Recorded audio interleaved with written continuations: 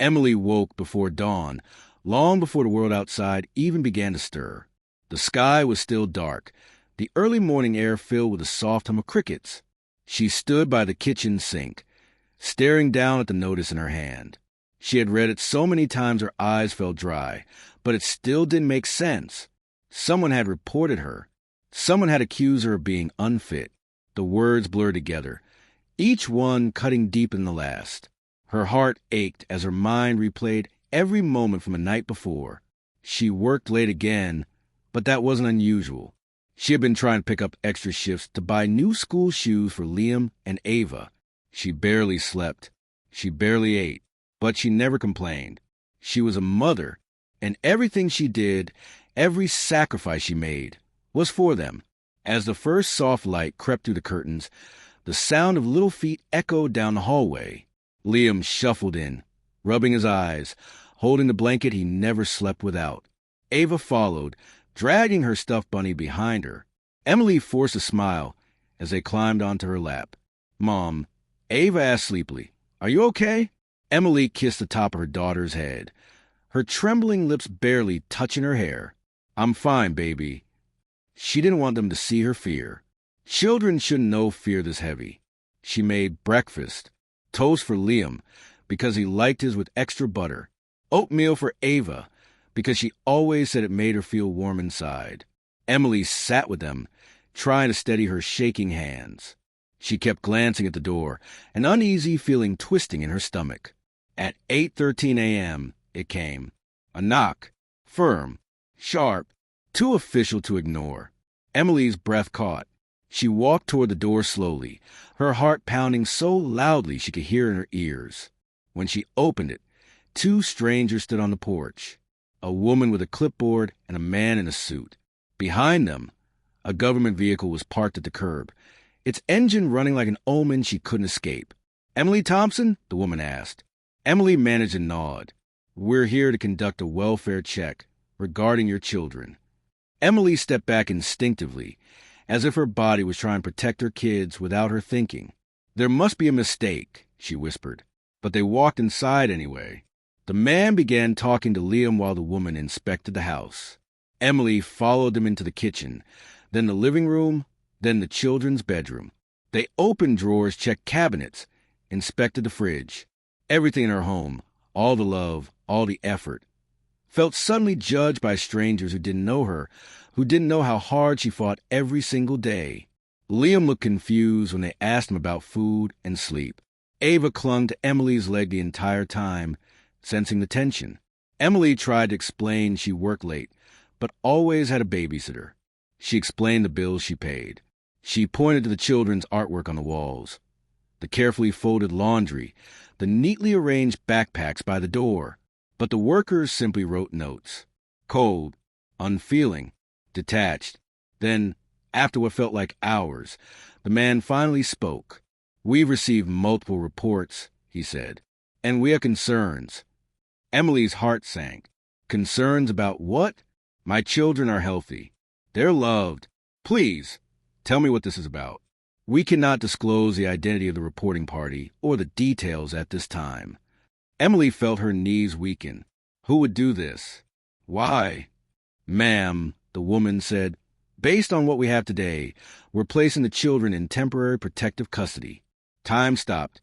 Liam's mouth dropped open. Ava's eyes widened. And Emily felt something inside her break. "No," she said, stepping back, pulling her children close. "No, please don't take them. You don't understand. I haven't done anything wrong." The man's voice remained cold. "Please cooperate, Miss Thompson. It will make the process easier." Easier. That word echoed in her ears like an insult. Nothing about losing your children was easy. Liam started crying first. "Mom, don't let them take us," he screamed. Ava clung to her mother, sobbing into her shirt. Emily held them both, her arms wrapped tightly around their small bodies. "I'm right here," she whispered through tears. "I'm right here. I'm not letting you go." But they pulled the children from her arms anyway. Liam fought, kicking and screaming. Ava cried out for her mother. Emily tried to grab them, but the workers stood between them. She collapsed onto the floor as her babies were taken from her. The woman hurried them into the car. Liam pressed his hands against a window. Ava reached out with tiny fingers, as if she could touch her mother through the glass.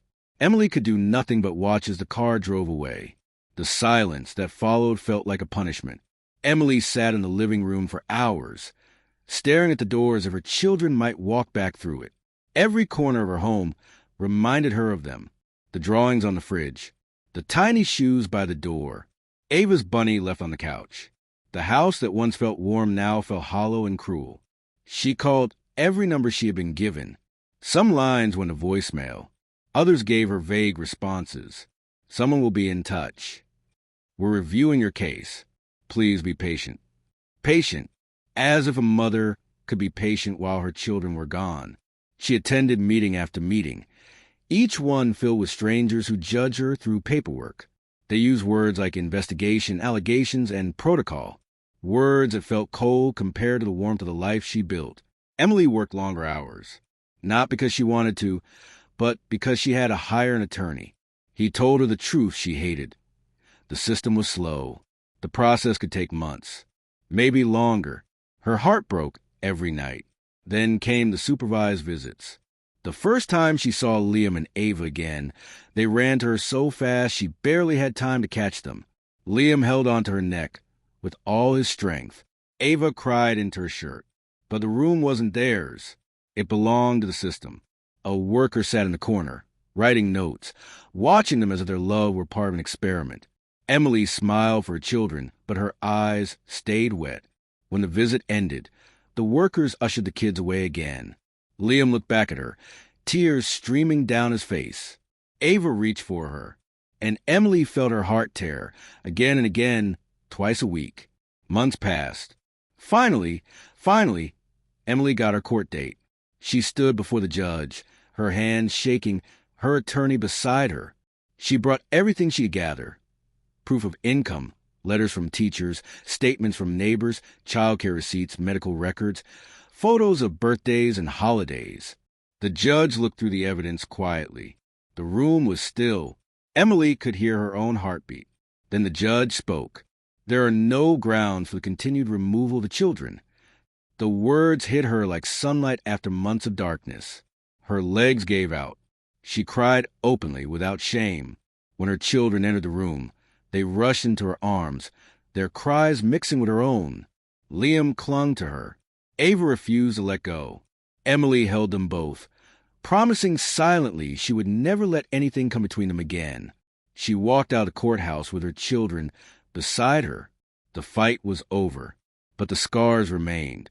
And deep inside her, one fear stayed with her. If the system could take her children once without reason, could it happen again? Find out in the next chapter.